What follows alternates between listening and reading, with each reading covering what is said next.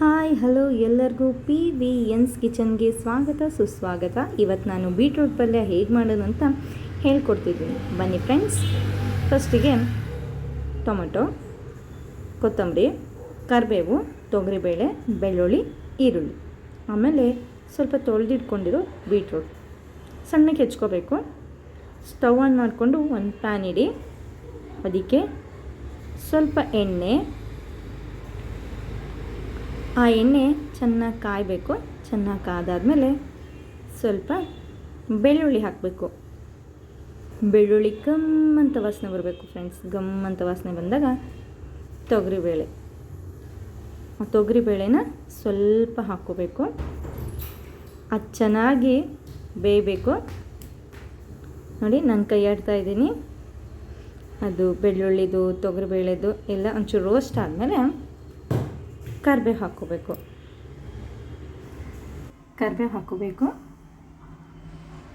ನಂತರ ಅದನ್ನು ಫ್ರೈ ಮಾಡಾದ್ಮೇಲೆ ಗೊತ್ತಾಗತ್ತಲ್ಲ ನಿಮಗೆ ಎಣ್ಣೆಯಲ್ಲಿ ಹೇಗೆ ಬೇಯ್ತಾ ಇದೆ ಅಂತ. ಫ್ರೈ ಮಾಡ್ಕೋಬೇಕು. ನಂತರ ಸ್ವಲ್ಪ ಈರುಳ್ಳಿ ಹೆಚ್ಕೊಂಡಿದ್ದೀನಿ. ನಾನು 2 ಈರುಳ್ಳಿನ ಹೆಚ್ಕೊಂಡಿದ್ದೀನಿ. 2 ಈರುಳ್ಳಿನ ಸಣ್ಣಕ್ಕೆ ಹೆಚ್ಕೊಂಡು ಅದನ್ನು ಅಷ್ಟೇ ಚೆನ್ನಾಗಿ ಕೈ ಆಡಿಬೇಕು. ಅದು ಬ್ರೌನಾಗಿ ಕಾಣಿಸ್ಬೇಕು. ಚೆನ್ನಾಗಿ ಕೈ ಆಡಬೇಕು. ನಂತರ ನೋಡಿ, ಅದು ಎಣ್ಣೆಯಲ್ಲಿ ಫ್ರೈ ಗೊತ್ತಾಗತ್ತಲ್ವ ನಿಮಗೆ. ಹಾಗೆ ಮಾಡ್ಕೋಬೇಕು. ಬ್ರೌನ್ ಕಲರ್ ಬರಬೇಕು. ಬೀಟ್ರೂಟ್ ಪಲ್ಯ ತುಂಬ ಒಳ್ಳೆಯದು ಫ್ರೆಂಡ್ಸ್, ತಿನ್ನಬೇಕು, ಆರೋಗ್ಯಕ್ಕೆ ತುಂಬ ಒಳ್ಳೆಯದು. ಆಯಿತಾ? ಹೀಗೆ ಫ್ರೈ ಆಗಿದೆ. ಸ್ವಲ್ಪ ನಾನು 2 ಟೊಮೊಟೊ ಹಣ್ಣು ಹೆಚ್ಚಿಟ್ಕೊಂಡಿದ್ದೀನಿ. 2 ಟೊಮೊಟೊ ಹಣ್ಣು ಹಾಕಿದ್ದೀನಿ. 2 ಈರುಳ್ಳಿ, 2 ಟೊಮೊಟೊ ಸಣ್ಣಕ್ಕೆ ಹೆಚ್ಕೊಂಡು ಚೆನ್ನಾಗಿ ಕೈ ಆಡಿ. ಅದು ಕೆಂಪಗೆ ಬರಬೇಕು.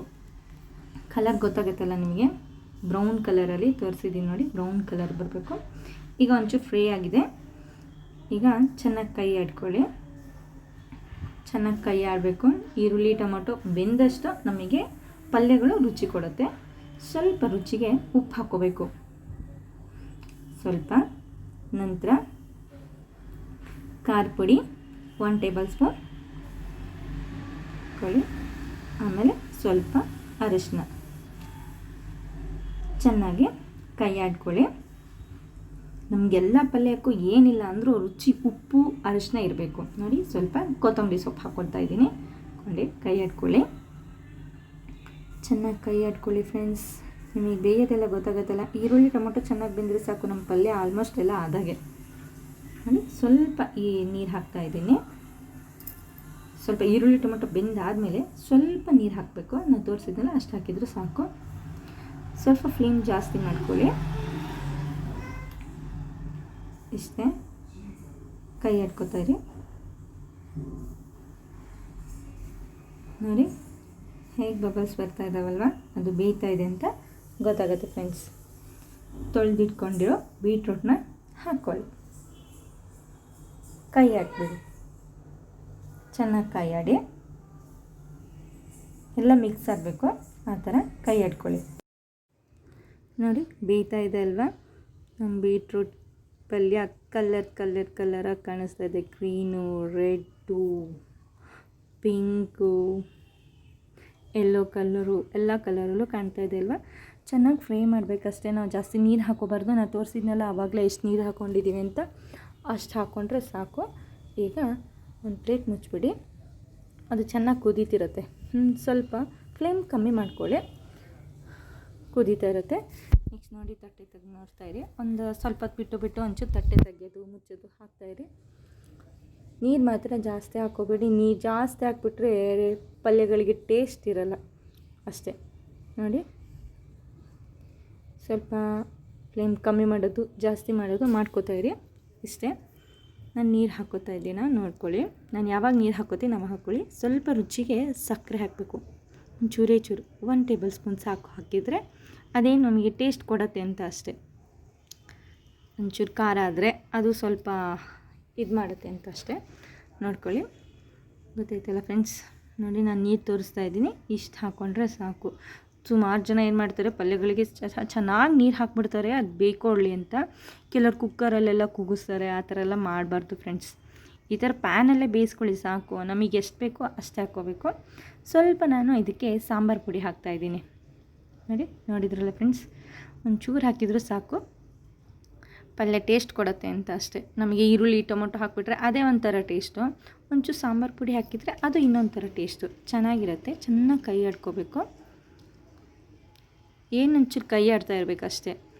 ಒಂಚೂರು ಪ್ಲೇಟ್ ಮುಚ್ಚೋದು, ನೆಕ್ಸ್ಟ್ ತೆಗೆಯೋದು, ಫ್ಲೇಮ್ ಕಮ್ಮಿ ಮಾಡೋದು, ಫ್ಲೇಮ್ ಜಾಸ್ತಿ ಮಾಡೋದು ಅಷ್ಟೇ. ತಟ್ಟೆ ಮುಚ್ಕೊಳ್ಳಿ, 5 ಮಿನಿಟ್ಸ್ ಅದು ಬೇಯುತ್ತೆ. ಆಮೇಲೆ ನೆಕ್ಸ್ಟು ತೆಗೀರಿ. ನಾನು ನಿಮಗೆ 5 ಮಿನಿಟ್ಸ್ ಎಲ್ಲ ತೋರ್ಸೋಕ್ಕಾಗಲ್ಲ. ಸೊ ಈ ಥರ ಪಲ್ಯ ಮಾಡ್ಕೊಳ್ಳಿ, ಚೆನ್ನಾಗಿರುತ್ತೆ, ತುಂಬ ಚೆನ್ನಾಗಿರುತ್ತೆ ಪಲ್ಯ. ಹೀಗೆ ಕೈ ಆಡ್ಕೋತಾ ಇರಿ, ಚೆನ್ನಾಗಿರುತ್ತೆ. ಬೀಟ್ರೂಟ್ ತುಂಬ ಒಳ್ಳೆಯದು, ತುಂಬ ಅಂದರೆ ತುಂಬ ಒಳ್ಳೆಯದು. ಜಾಸ್ತಿ ಜನ ಬೀಟ್ರೂಟ್ ಪಲ್ಯ ತಿನ್ನೋಕ್ಕೆ ಹೋಗಲ್ಲ. ಈಗ ಕೆಂಪಿರುತ್ತಪ್ಪ ಯಾರು ತಿಂತಾರೆ ಪಲ್ಯನೇ ಅಂತಾರೆ. ಪ್ಲೇಟ್ ಮುಚ್ಕೊಳ್ಳಿ. ಮತ್ತು ನೋಡಿ ಅದು ಆಗುತ್ತೆ.